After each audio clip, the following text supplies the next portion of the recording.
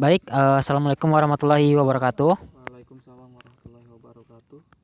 Di sini perkenalkan nama saya Muhammad Afal Tarik, NPM 1858011033. Di sini saya akan mewawancarai salah satu responden mengenai tanggapan mereka mengenai COVID-19 ini. Baik, sekarang di sini ada Aris sebagai responden saya.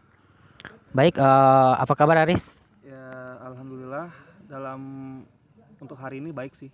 Baik, oke. Mungkin biar kita mensingkat waktu, kita langsung aja ya, Riz. Oke, siap. Baik, ada beberapa pertanyaan yang akan saya tanyakan. Kita mulai.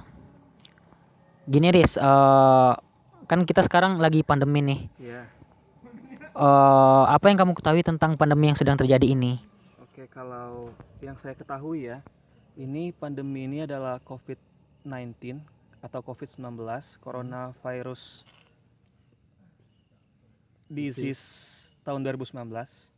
Ini kan yang saya ketahui kan mulainya di akhir tahun 2019 ini dan mulai diperparah di Februari, Maret, April hingga sekarang. Kalau untuk tingkat keparahannya ya sudah parah sekali sih. Hampir semua negara di dunia pun udah hampir kena fenomena COVID ini. Menurut Aris sendiri, untuk Indonesia sendiri bagaimana keadaannya sekarang, tingkat keparahannya? Kalau menurut saya di Indonesia ini sangat parah sih.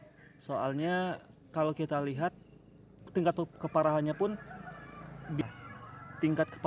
pun dipicu oleh masyarakat kita yang mungkin belum sadar semua kan bahaya COVID ini. Baik, Riz.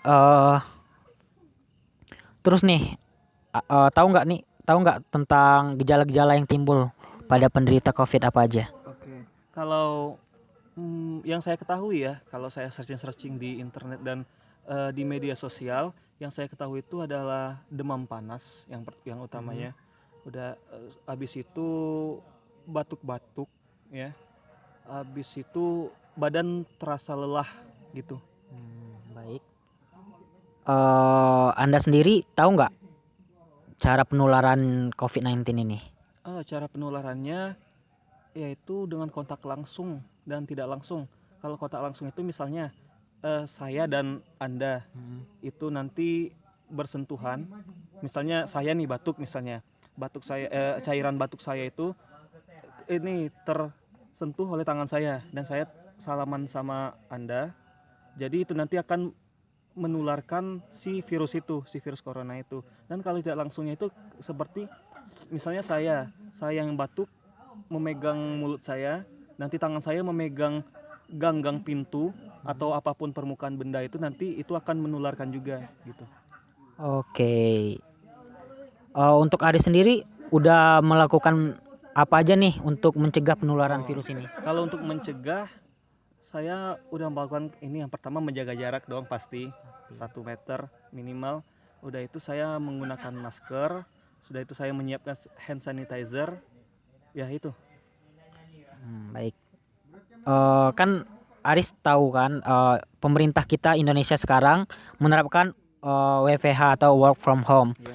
Dan untuk kita mahasiswa kita kuliah online kan. Iya benar. Nah, gimana tuh tanggapan Aris mengenai hal tersebut? Ya kalau menurut saya sih WFH itu sangat bagus sebenarnya. Malahan itu dapat menekankan penyebaran virus seperti di negara-negara lain kan. Kalau melakukan lockdown, dan kalau istilah di kita kan WFA, untuk memperhalus saja sih sebenarnya itu. Tapi kalau menurut saya untuk peraturannya itu kurang mengikat dan kurang mengatur lah pokoknya. Jadi kurang ketat sehingga di masyarakat kita masih banyak yang keluar untuk sekedar nongkrong atau dan lainnya. Jadi sebenarnya bagus, tapi kalau lebih diperketat lagi itu malah lebih bagus gitu. Baik,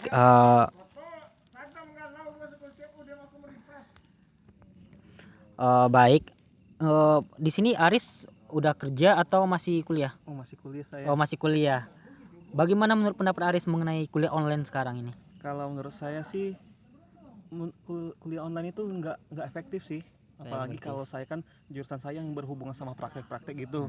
Nanti kalau kuliah online itu jadi kalau kayak praktek-praktek gitu kan kita nggak bisa mempraktekannya di rumah. Seperti alat-alat di lab kan masih ada di lab, nggak mungkin kita akan beli alat-alatnya gitu. Jadi kurang efektif sih kalau untuk kuliah online. Baik. Eh, Aris sebagai mahasiswa, apakah ada saran atau pendapat mengenai cara kita tetap bertahan di kondisi pandemi COVID-19 ini? Ya, kalau saran saya sih ya mengikuti aturan yang telah ditetapkan pemerintah. Seperti kita mengkarantina diri kita sendiri. Misalnya kalau kita akan berpergian jauh, kita akan menyiapkan surat-surat itu. Itu kan sebenarnya untuk mencegah penyebaran terjadi dan akan berguna untuk kita nantinya. Ya paling gitu aja sih, Rik. Kalau kata Aris tadi kan untuk berpergian jauh memerlukan surat. Ya. Gimana pendapat Aris mengenai yang surat-surat palsu itu? Wah, kalau surat-surat palsu itu sebenarnya kalau bisa sih dari pemerintah khususnya dari Polri ya akan ini memberikan penyuluhan pertama sama masyarakatnya melalui online pastinya. Sudah itu dengan bekerjasama dengan para dokter. Jadi tidak akan ada surat-surat palsu itu nanti kalau misalnya kerjasama sama dokter kan. Udah itu kalau sebenarnya masyarakat yang melakukan pemalsuan surat itu sebenarnya dipidana aja sih sebenarnya, karena itu akan menyebabkan penularan corona ini lebih cepat malahan gitu. Terakhir nih, kan Anda tahu sendiri bahwa ini sekarang tingkat yang terkonfirmasi untuk positifnya semakin meningkat, semakin hari semakin meningkat.